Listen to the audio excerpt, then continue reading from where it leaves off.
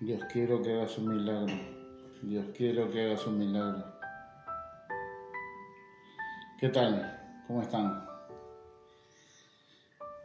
Muchas veces estamos así, pidiéndole a Dios que haga un milagro y queremos que Dios haga esos milagros espectaculares, esos milagros sobrenaturales. Decimos nosotros que es para que Dios pueda fortalecer nuestra fe, y no nos damos cuenta de que el mayor milagro que puede haber hecho Jesús en nuestra vida es el haberse encontrado con nosotros. Ese es el mayor milagro que Dios puede haber hecho con tu vida y con mi vida. Por eso tenemos que mirar las cosas de una manera más clara y más específica, y entender que estamos dentro de todo un proceso donde Dios está haciendo un gran milagro en nuestras vidas y con nuestras vidas. Dice un versículo en el libro de Marcos, en el capítulo 10, en el versículo 51, dice que respondiendo Jesús le dijo: ¿qué quieres que te haga? Y el ciego le dijo: Maestro, que recobre la vista. Y Jesús le dijo: vete, tu fe te ha salvado. Y enseguida recobró la vista y seguía a Jesús en el camino. Y esta palabra nos ayuda a ver que muchas veces nuestros deseos o nuestros anhelos a veces están mal dirigidos, ¿no? Porque si bien este hombre necesitaba recobrar la vista, este hombre lo que necesitaba era tener un encuentro personal con Jesús, porque eso no solamente iba a cambiar su manera de ver las cosas, sino que iba a cambiar el rumbo de su vida y de su historia. Ya su vida no iba a ser nunca más igual. Por eso dice el texto que no solo Jesús se detuvo a intervenir y a devolverle la vista a este ciego, sino que la confianza de este ciego en que Jesús podía hacer un milagro, que podía hacer una diferencia, era tal que Jesús le dijo: tu fe te ha salvado. Recibió esa gracia, esa salvación, recibió una nueva vida y comenzó a ser transformada esa nueva vida. Y un aspecto de esa nueva vida fue el hecho de recobrar la vista. Pero no fue el todo, sino que él empezó a seguir a Jesús. Y nosotros también, nosotros tenemos que comprender que el milagro más grande que Dios hizo, como decía, y que Dios puede hacer en la vida de un hombre o de una mujer, es el hecho de que la persona se pueda encontrar con Él. Y a partir de ese momento y a partir de ese lugar van a suceder un montón de situaciones donde Dios va a ir transformando, va a ir manifestándose y va a ir manifestando su reino progresivamente en nuestras vidas, para que también nuestras vidas se manifiesten a los demás, ¿no? Y pueda ser un testimonio vivo. Y quiero compartirles un texto que Dios me puso a principios de la semana en el corazón, que está en 1 de Pedro, capítulo 5, versículos del 6 al 11, que dice así, dice: humillaos pues bajo la poderosa mano de Dios, para que Él os exalte cuando fuere el tiempo, echando toda vuestra ansiedad sobre Él, porque Él tiene cuidado de vosotros. Sed sobrios y velad, porque vuestro adversario, el diablo, como león rugiente, anda alrededor buscando a quien devorar. Al cual resistid firmes en la fe, sabiendo que los mismos padecimientos se van cumpliendo en vuestros hermanos en todo el mundo. Mas el Dios de toda gracia, que nos llamó a su gloria eterna en Jesucristo, después de que hayáis padecido un poco de tiempo, Él mismo os perfeccione, afirme, fortalezca y establezca. A Él sea la gloria y el imperio por los siglos de los siglos. Amén. Y este texto nos ayuda a ver claramente que, como les decía la semana pasada, Dios comienza un proceso de transformación completo, integral en nuestra vida, y Dios viene a arrancarnos de todas las situaciones en las que nos metimos y en las que nos metieron, ¿no? O en las que nos metió la vida. Entonces, Dios viene a hacer un milagro que es mucho más grande que simplemente una sola cosa o una sola situación. Nosotros a veces estamos focalizados sobre un tema y nos encaprichamos en un tema porque creemos que si Dios cambia eso, cambiaría nuestra realidad. Y dice la palabra que tenemos que echar toda nuestra ansiedad sobre Él. Entonces, yo recuerdo hace muchos años cuando recién empezaba que me volví al Señor, recién salía de todo el tema de las drogas y tenía una pasión muy grande por ir a anunciar el Evangelio a todos lados, ¿sí? Y en uno de esos viajes, que los hacía solo, nadie me había mandado, sino tenía el deseo de contarle al mundo lo que me había ocurrido. En uno de esos viajes que voy a Chaco,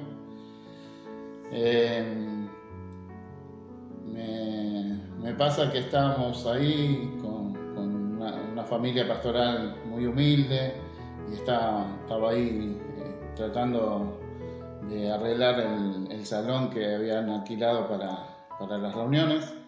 Estaba de letrista ahí poniendo las letras en la vidriera y íbamos y veníamos y ahí le dije a Dios, necesito un auto, aunque sea alguna porquería vieja, pero necesito un auto. Y le decía a Dios, mi necesidad es un auto.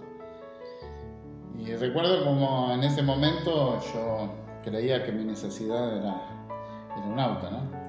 Yo creo que Dios tiene mucho sentido del humor, porque después, pasado un poco de tiempo, tuve varias chatarras viejas y cada vez que tenía una de esas chatarras viejas, no decía Dios, gracias por el milagro que hiciste, sino que decía, esta porquería vieja que no arranca, que le pasa esto, que le pasa esto otro.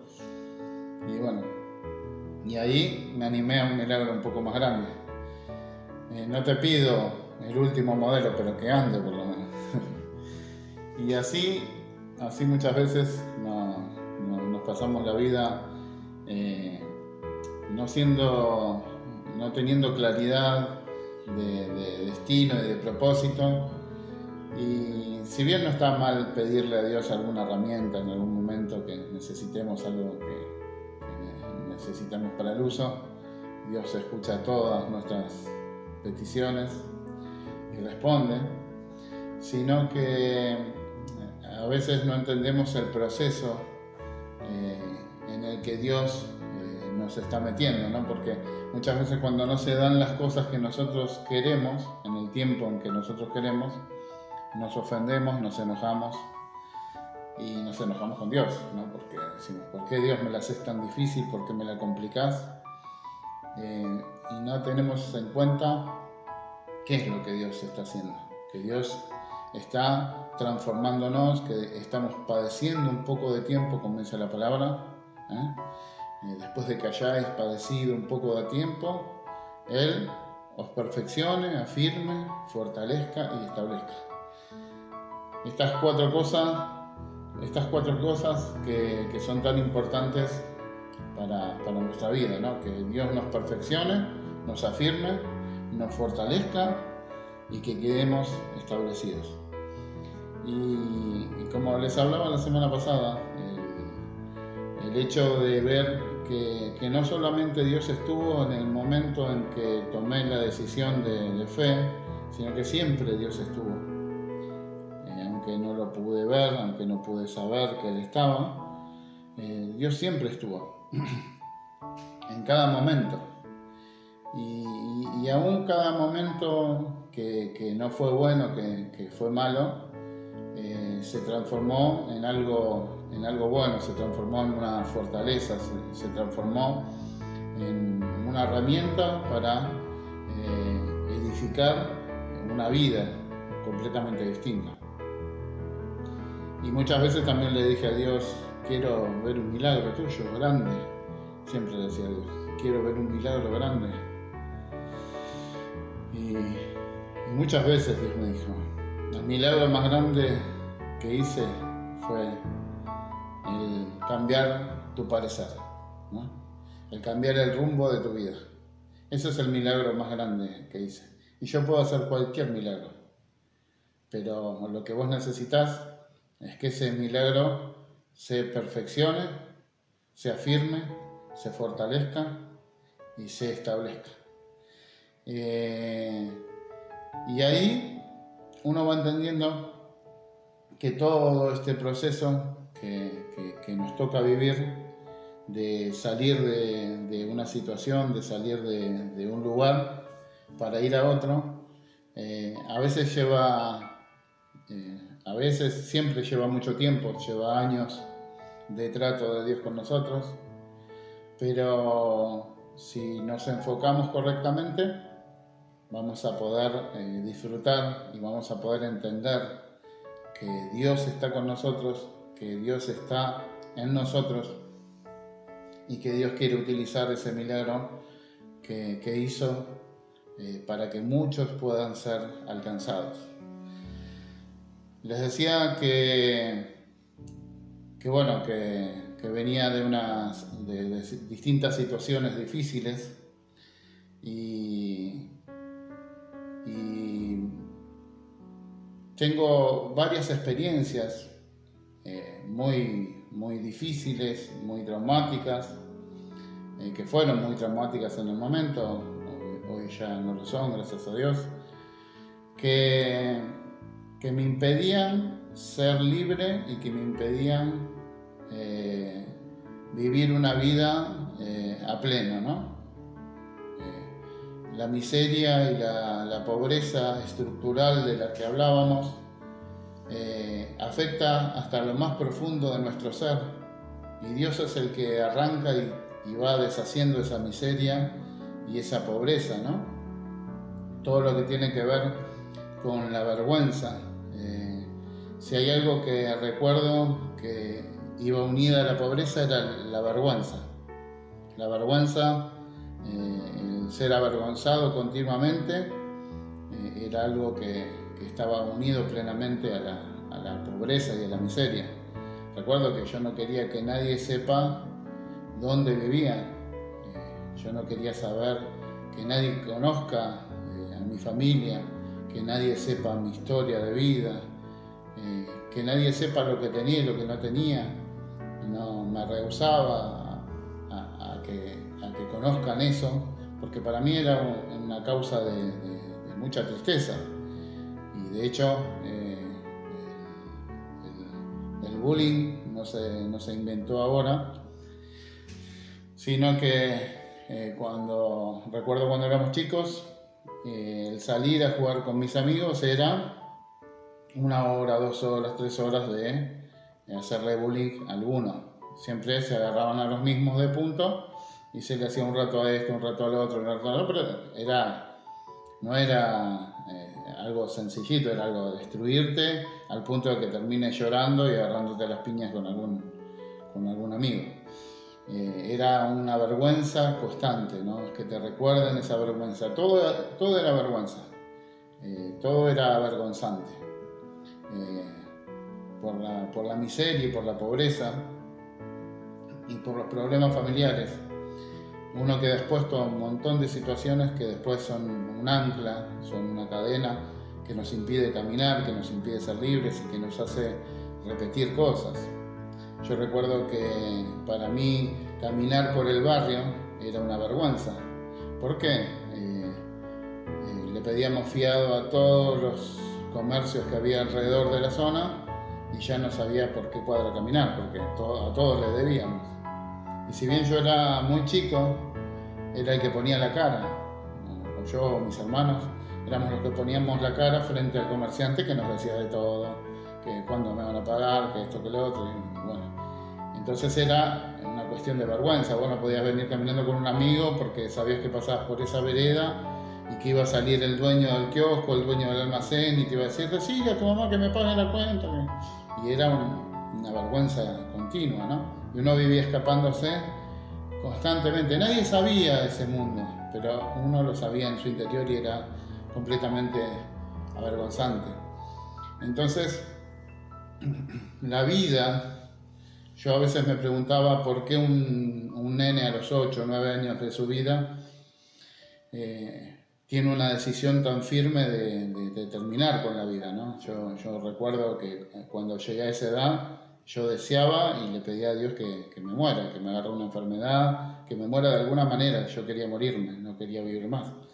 Digo, ¿qué puede pasar en la vida de un nene para que a los 8, 9 años, 7 años pueda desear morirse, ¿no? Y muchas cosas le pasan a los nenes, muchas cosas les pasan a los chicos que tratan de destruir su vida. Como dice la palabra, que tengamos cuidado porque nuestro adversario, el diablo, anda como león rugiente buscando a quien devorar y siempre tratando de destruir, siempre tratando de romper. Y volviendo un poco para atrás, ¿qué es lo que a uno le hizo llegar a esa condición? Uno puede recordar todas estas cosas, ¿no? La ruptura de la familia, la pérdida de la casa, el quedar en la calle, todas estas vergüenzas, las peleas, pero uno puede recordar desde más pequeño cómo esta miseria pasó de generación en generación, ¿no? Porque la historia de mis padres fue quizás mucho más difícil que la mía. La mía no fue fácil, pero no fue la historia más triste de la tierra. La historia de mis padres fue muy dura, muy dura. Y bueno, y ellos repitieron situaciones. De hecho, yo nunca vi a mi papá junto con mi mamá. Mi papá era un extraño que estaba en el fondo y ellos vivían separados. Y nunca supe lo que era que estuvieran juntos. Y mi papá era alcohólico, era muy violento y sufrí la violencia en todos los sentidos. La miseria, esa vida de miseria, me hizo sufrir la violencia en todos los sentidos, ¿no? Desde el punto físico, donde era una persona que me golpeaba a tal punto que dice mi mamá que se separó por lo tanto que me golpeaba. Me dejó inconsciente como a los 4 o 5 años de una patada y así eran los golpes constantes de él. Pero no solamente de él, sino de mi mamá también era muy violenta y te agarraba con un palo, con el cinto, con lo que tenía y te pegaba. Y uno vivía una violencia terrible. No solamente esto, sino que el haber experimentado el abuso en distintas oportunidades desde muy chiquitito, con vecinos que eran ya adultos, que se pasaban a mi casa, que te manoseaban, te tocaban, y así lo hacían con varios chicos del barrio, y que te va marcando eso y te va dañando. Y después uno queriendo repetir, una vez queriendo repetir mi juego del doctor, tenía 6 años, no más de 6, 7 años. Y se me ocurrió repetir ese juego del doctor con una vecinita de a la vuelta que vino a jugar a casa y me pescó mi vieja. Y la paliza que me pegó, aparte de pegarme una paliza, calentó la hornalla de la cocina al rojo vivo, me agarró las dos manos y me las puso arriba del fierro. Entonces vos decís, miércoles, se quejaba de la violencia de mi padre y ella tenía actos de violencia terribles en cuanto yo había experimentado situaciones de abuso, que era lo que había aprendido, ¿no? Entonces, esas situaciones, esa violencia, todas esas situaciones se fueron sumando y sumando, donde tenías que ir a pedir, me acuerdo que tenía que ir a pedir pan a una panadería y el panadero era un pedófilo que aprovechaba de darnos fiado y aprovechaba para alzarme a UPA y tocarme. Y yo sabía que tenía mala intención y siempre me escapaba y trataba de escaparme, pero lo tenía que vivir siempre porque mi mamá me mandaba a pedir fiado y él era el único que nos daba. Y nos daba, ya sabíamos por qué nos daba. Porque él aprovechaba ese momento donde yo le iba a pedir fiado y me decía, sí, vení, vamos a jugar, y te alzaba UPA y te toqueteaba. Y bueno, y uno vivía todas esas situaciones. Entonces, toda esta miseria, toda esta violencia estructural, deja marcada la vida de tal manera que es muy difícil cambiar el rumbo de vida, ¿no? Yo iba directo hacia un lugar que me iba a destruir totalmente. Entonces iba a ser un buche como Tati, pero no pude cortar. Y bueno, y esta situación terrible iba exponiendo limitaciones, ¿no?, al desarrollo de la vida. Entonces, ¿qué pasa?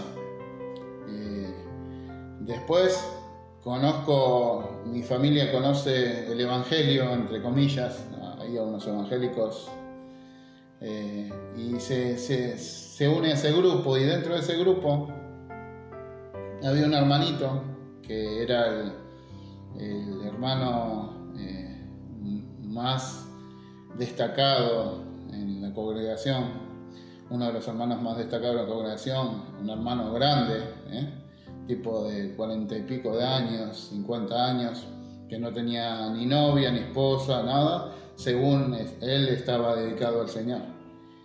Y conozco a este chanta que desde chiquitito él quería manosearme, pero yo lo identificaba y corría, ¿no? Tanta mala suerte que cuando yo me convierto y hago esos viajes al Chaco de grande, y estaba con toda la pasión, con todo el fuego de ir a misionar, este hermanito, el hermano que estaba escondido y usaba la iglesia para esconderse, y era todo paz del Señor, hermano, Dios lo bendiga, oraba como nadie, iba a visitar, repartía trataditos, bueno, este hermanito, yo ya grande, ya venía de otra vida, ¿no? Ya ahí no era fácil hinchar conmigo porque ya venía de otra vida. Y bueno, fuimos a predicar ahí a Chaco, un día le dije que me acompañara. Yo me había olvidado todo lo anterior, porque nunca había llegado, siempre quiso y yo me le escapaba. Bueno, yo habiendo pasado por todo lo que pasé, lo que menos tenía en cuenta era eso.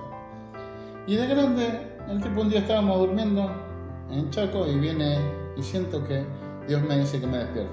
Y cuando me despierto, empiezo a sentir una presencia rara dentro de la habitación, estaba todo oscuro, y siento una respiración cerca y el chabón tratando de tocarme. Yo me muevo rápidamente y lo agarro y le digo, ¿qué haces? Y casi, bueno, casi me olvido que soy cristiano.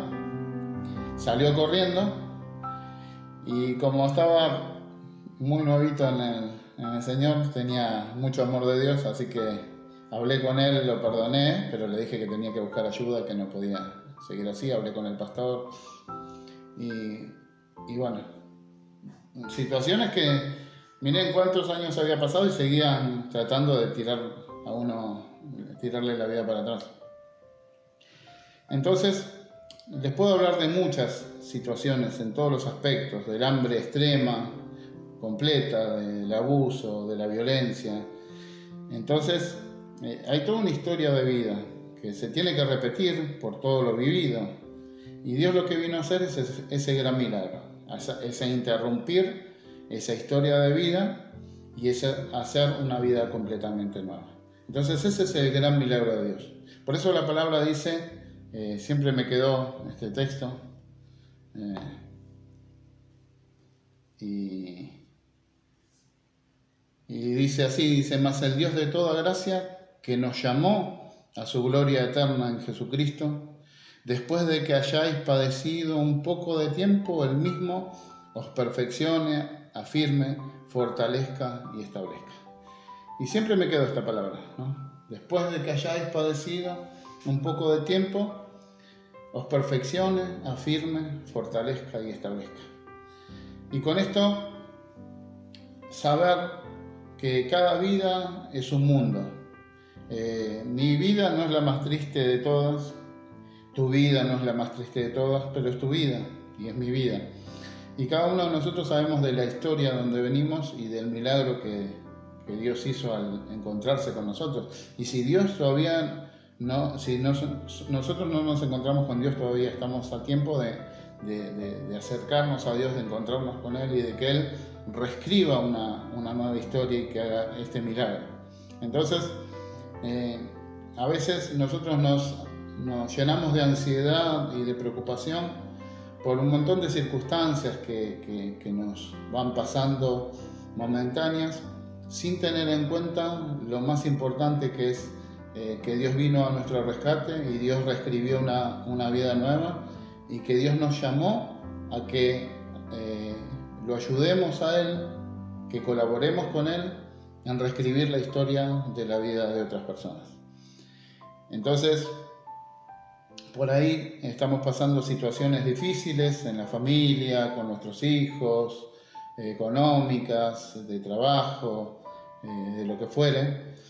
Y son problemas a veces de salud y son problemas reales, pero nunca tenemos que dejar de mirar el milagro más grande que Dios hizo y está haciendo en nuestra vida, que es ese milagro de hacer una vida nueva, de reescribir completamente nuestra historia, de ir y sanar todas aquellas cosas imposibles de sanar, porque en la vida de una persona que vive cosas como estas, detonan en un montón de cosas mucho más graves, que se drogue o que robe, cosas mucho más graves. Y todas esas cosas se debatieron en mi vida, no es que no se debatieron. Fue una lucha pararme cada día frente a esa historia de vida y tomar una decisión completamente diferente, completamente distinta. Entonces, Dios quiere que nosotros aprendamos a ser más claros en nuestra petición, en nuestra oración, en nuestra búsqueda. Que no busquemos las cosas momentáneas nada más, por más que sean muy importantes. Que no depositemos toda nuestra ansiedad en querer alcanzar quizás un puesto de trabajo, un auto, a veces hasta un estado de salud, siendo lo que significa estar enfermo, ¿no? A veces aún hay cosas mucho más profundas y mucho más grandes. Eso no quiere decir que Dios no va a intervenir en nuestra salud, eso no quiere decir que Dios no va a intervenir en la familia, eso no quiere decir que Dios no va a intervenir en nuestra economía, porque Dios tiene pensamientos de paz y de bien para nosotros. Siempre quiere hacernos bien. Pero nosotros no debemos derramar toda nuestra ansiedad en estas cosas, sino que tenemos que derramar toda nuestra vida sobre Él y toda nuestra ansiedad sobre Él, sobre ese propósito, sobre ese destino, entender para qué estamos, entender de dónde realmente nos sacó, que somos un milagro, que es milagroso que alguien pueda llegar a pensar que me hizo cambiar de deseo, porque yo no deseaba todo lo que hoy deseo. Yo no pensaba todo lo que hoy pienso, yo deseaba otras cosas. Y no había nadie que pudiera hacerme cambiar. Nadie pudo hacerme cambiar de mis deseos. El único que pudo hacerme cambiar de mis deseos y de mis anhelos fue encontrarme con Jesús. Porque como dice la palabra, Él es el que produce tanto el querer como el hacer.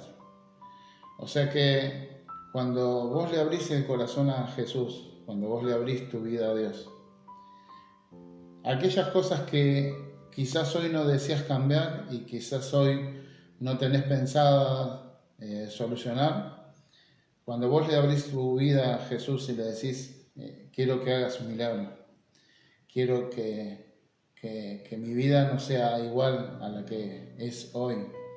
Cuando vos le abrís tu corazón de esa manera a Jesús, Jesús viene a nuestro encuentro y hace el milagro integral, hace un milagro profundo, reescribe totalmente nuestra historia y reescribe totalmente nuestra vida. Y nosotros rompemos con todo un sistema que nos destruye, que destruye a las personas. Puedo hablarles de un montón de temas. Pero bueno, hoy les hablo de esto. Pero Dios tiene una respuesta para cada uno de nosotros.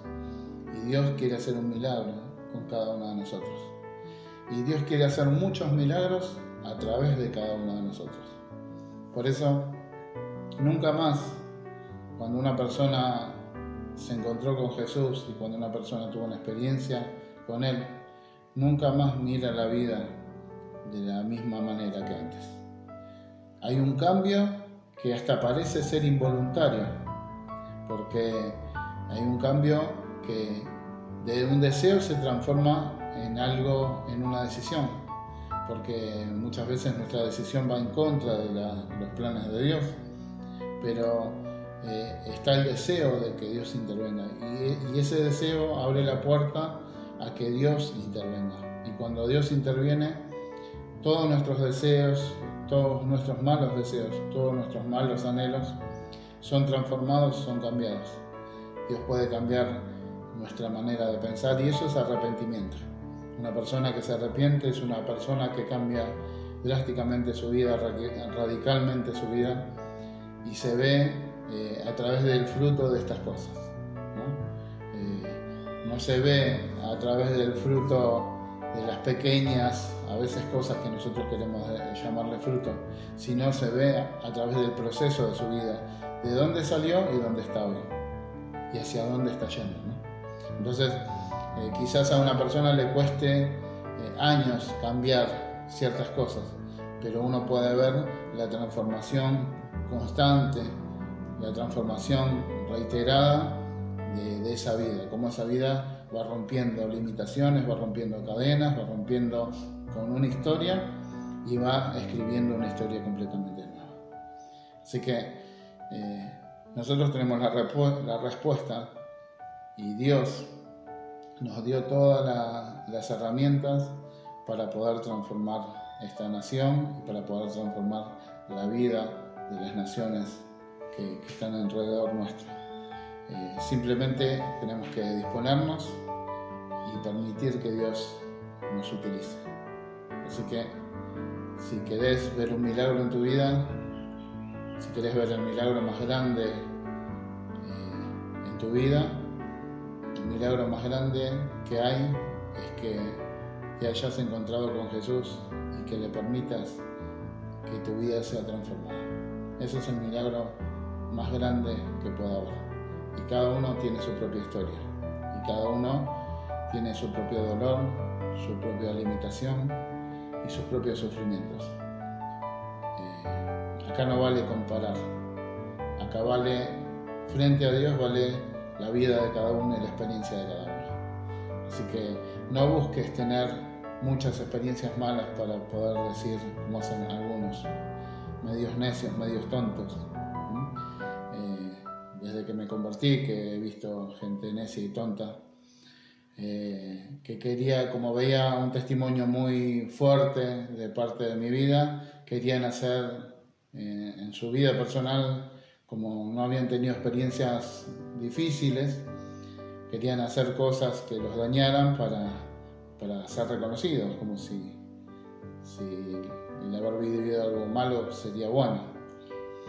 Y en vez de valorar las oportunidades que Dios nos da y las oportunidades que nos da la vida, porque esto es algo que tenemos que enseñar también, es que nuestros hijos puedan valorar desde el lugar de donde parten, que no tienen que empezar desde menos 20, que tienen que empezar desde el lugar donde los dejamos, y que tienen que valorar ese lugar como propio, porque es propio, porque la historia nuestra es la historia de nuestros hijos, y tenemos que enseñar eso, ¿no? Que de dónde Dios nos sacó, como decía el pueblo de Israel, que decirle a tu hijo y enseñarle a tu hijo qué milagros, qué grandes milagros hizo Dios con ustedes. Eso no se terminó. Tenemos que seguir diciéndole a nuestros hijos, mirá de dónde salimos, no repitas los mismos errores, pero sabiendo que les dejamos una vida libre de piedras. Si les hicimos vivir las mismas situaciones, no pretendamos que no tropiecen en las mismas piedras. Entonces, nuestra responsabilidad como generación es quitar la mayor cantidad de piedras posible para que ellos puedan enfrentar sus propios desafíos y para que ellos puedan alcanzar un lugar de mayor firmeza, de mayor seguridad que nosotros. Así que quería compartir esto con ustedes, que Dios los bendiga y nos vemos la próxima.